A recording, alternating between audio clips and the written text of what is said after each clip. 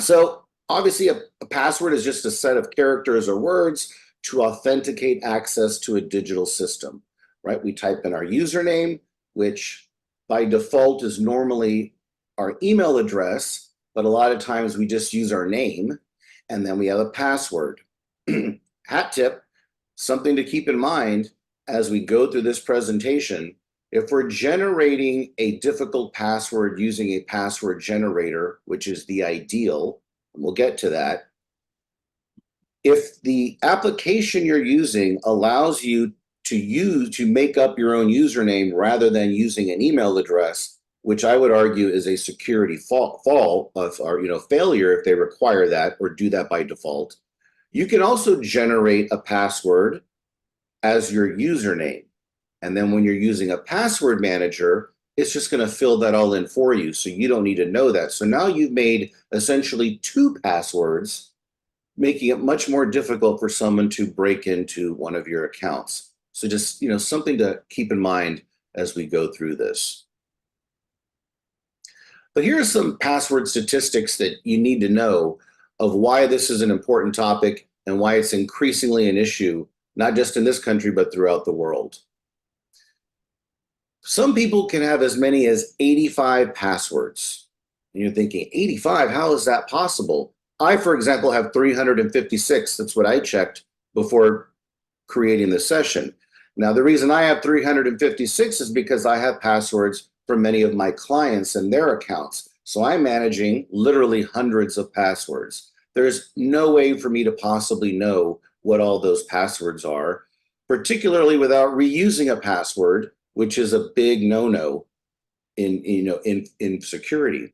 And so you think, how do I have 85? Well, you've got maybe multiple social media accounts, maybe multiple email accounts, certainly a personal email and a work email, sometimes 2 or 3 personal emails. If you buy hardware tools and you want to, get the warranty or register them online, you got to create an account there. If you've got a Nest thermostat or a Ring doorbell, and so forth, right? And so before you know it, you end up with almost 100 passwords that technically you need to know or that you're managing. Another thing to keep in mind, a 12-character password is 62 trillion times more difficult to crack compared to a 6-character password. You're thinking, how can that possibly be? Well, for every character, think about it. You have 26 letters, lowercase, 26 letters, uppercase. You have 0 through 9, which is 10 additional numbers. And then you have all of the characters or symbols that you can use on your keyboard. For each character, you have that many options, which thereby increases the number of permutations that someone would have to use or a computer would have to use to try to crack a password. And the more characters you have, the much harder it is to use. In fact, the standard now, and we'll get through this throughout the presentation, is to have at least 16 character passwords. That means there should be 16, letters, numbers, and symbols in your password. Multi-factor authentication, and don't worry, we're going to cover this a little later, also known as two-step verification or two-factor authentication, blocks almost 100% of all attacks. And we're going to get to why that is and why that's so important, because when you're logging in with your password, when you require another factor, your password being a factor, your username being a factor, if you require an additional factor, getting a texted code that you also have to add in, that makes it that much more difficult to break into your account. Keep in mind, too, that hackers have published as many as 555 million stolen passwords on the dark web since 2017, and this was data from back in 2020. So we're already, 4 years away from that. So it's, a good bet to think we already have well over 1 billion passwords on the dark web that have been posted for other criminals and hackers to use, or they purchase these data breaches and then try to exploit them. 80% of hacking incidents are caused by stolen or reused login information. And I want you to keep in mind the stolen or reused, because when you get hacked, and there's actually a great example I'm going to cover here, because so many people reuse their password, if I'm a hacker or a criminal and I get access to your username and password for one account, unfortunately, the likelihood is I'm then going to have access to multiple accounts because we tend to use the same password for multiple accounts. Almost half of internet users still use the same password for all of their accounts, and that is horrible, right? Because and if you get exploited, your life is going to be turned upside down. And 60% of people say they're just lazy about it, right? It's just too hard, or they don't know what to do, so they just use the same password. Maybe they change it once every year or two, but it's likely or arguably probably too easy to guess. But this is an interesting statistic, and it's something we're going to cover in this session. 44% of US respondents, at least in this survey, said they use a password manager of some sort, and that's good. So if you're not in that group, you're going to want to be by the end of this session. There's one thing you're going to learn today is I got to have tough passwords. I need to get a password manager of some sort, and I should turn on multi-factor authentication or two-step verification or two-factor authentication, as it's called. Those are the three things that I hope this gets you to do after this session. And here are some other interesting facts that are related to the workplace, but I think it also really relates to us personally, right? 31% of workers use their child's name or birthday for their passwords. My partner Tanya Sullivan's on this session, and I'm sure she can attest to that. 44% of workers reuse passwords across personal and work-related accounts. So think about that. That's almost half. So half of workers are using the same password for work accounts and personal accounts. So if I get breached in one, that could potentially breach accounts for my work, or at least for 44% of workers. Almost 60% of workers write down their passwords on sticky notes. So, they just have it around their desk or on the back of their computer, right? Which obviously is not necessarily the best security protocol to have in keeping your super secret password super secret. Almost 2/3 of workers share their passwords via email or text message.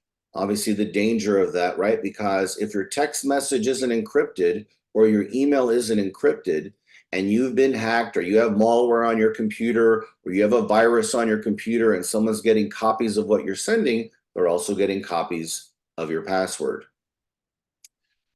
Half note passwords in unprotected plain text documents. So think about that. So half of workers will just use like a Word document, a plain text document, and just type in their passwords so that way they can remember them. So obviously that's exploited. And think about the number of ways this can be exploited, and we're going to cover this a little more later on, but data breaches. We hear about these, it seems like, at least monthly, if not weekly, and quite frankly, they happen more often than that. They probably are happening daily. We just don't ever hear about them. And by data breaches, I mean somebody else, a hacker, someone who's up to no good, getting data from a company. But that data is our data, right? Because we're the customers of companies. And so then they're getting our emails and our passwords that we often reuse. So if they steal all of the Target data one day or Walmart data another day, they then might have my password for my bank account because I use the same password for my login for Walmart, right? And so that's how this works. A report shows that employees reuse password 13 times on average. So just reusing passwords, even for work accounts, and the danger of doing that. And almost 2/3 of companies have more than 500 passwords that do not expire. And so this deals with companies who don't require passwords to be remade, say every 6 months or 3 months, or maybe even 12 months. They just don't have an expiration date. So if you have a password forever, obviously the likelihood that that could be exploited increases. So it should be pretty obvious that we need strong passwords to protect our data, to protect our money, and to protect our identities, all of which can be a headache no matter how you look at it. If your password or your credentials get exploited, you don't want to be dealing with a bank if your account has been zeroed out. And you may not be familiar with this agency, but it's the Cybersecurity and Infrastructure Security Agency, referred to as CISA. It's an agency under the Department of Homeland Security. And one of their mandates is they work to provide consumer or citizen protections for cyber crimes. We're going to cover some of their recommendations here now, but I want to lead with a story that they have on their own website. And in this case, it's about this woman named Emma. And she got a text message that she had transferred out $700 from her bank account. She sees this text message and she's like, oh, I didn't do that, right? So she logs into her bank account. Oh, I can't log into my bank account. Oh, that's weird. Well, let me reset my password. So she reset her password, but she couldn't get into her email address either. Because however she was exploited, that person had gotten access to her email and or her bank account and figured out it was the other one, and then changed her password on both her bank account and her email. Now, I want you to think about how many hours it must have taken her to address that issue. If she had a Gmail account, you don't just call Google, okay? No one on this or this listening to this has just picked up the phone and called Google to say, hey, Google, I can't log into my account. It doesn't work that way, okay? But now your bank account was connected to her Gmail address. So now her bank's like, well, we can't reset your email because it's going to go to your Gmail, which you don't have access to. And then going through all of this rigmarole of trying to unwind that and proving who you are. You just imagine how many hours that would have taken. And in her case, it was only $700. I'm not saying only. I mean, imagine though if she'd been zeroed out. You know, what kind of pain that she would be going through, or what a hassle that would be. So CISA, or this agency under the Department of Homeland Security, says we've got essentially 3 rules. And the first one is make your passwords long. And as I mentioned earlier, the standard is at least 16 characters. Now, there are times when you're logging into an account or creating an account, no matter who it's for, that they have their own parameters, right? Where often they'll say you have to do at least these things, right? You have to have an uppercase letter and a lowercase letter and at least one symbol, and it has to be at least, usually it's 8 characters long. But if it allows you to have longer characters, you should do 16 or more. Now, the downside to that is there's no way you're going to remember that, and that's good, and that's why you're going to need a password manager, but I'll get to that. But obviously, the longer the password, the better the password. Their second bit of advice is to make sure that they're random. And there's a couple of ways you can do that, right? You're going to use a mixed case of letters, so uppercase and lowercase numbers and symbols. Or you can use what's called a passphrase, right? A few unrelated words put together, and then maybe making a play on how you spell them or write them out. So imagine, here's one very straightforward one. Horse, purple hat, run, bacon, shoes, right? And you put some phrase together that's just random words together that maybe mean something to you, but wouldn't mean anything to anybody else. And then you start changing the way you would spell it. Maybe do it phonetically, change vowels for numbers, O's could become zeros, and so forth, right?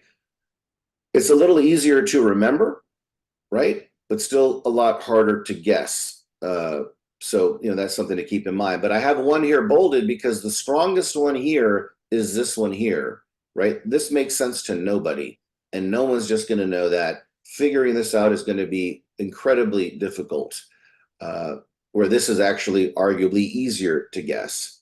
But in any case, those are options for creating random passwords. And their third main bit of advice, make them unique, meaning you've got to use different passwords for different accounts. You should not reuse your passwords, because once you do, you're vulnerable to getting exploited when your data ultimately will end up on the dark web. And I'm going to show you why that's true later on. But if you think that your passwords already don't exist on a file that criminals and hackers can use, you're wrong. And I'll show you where you can go to find out why that is. And so when you see that, you're going to see, uh-oh, is that a common password that I used in that account that was hacked? Because now that person technically has access to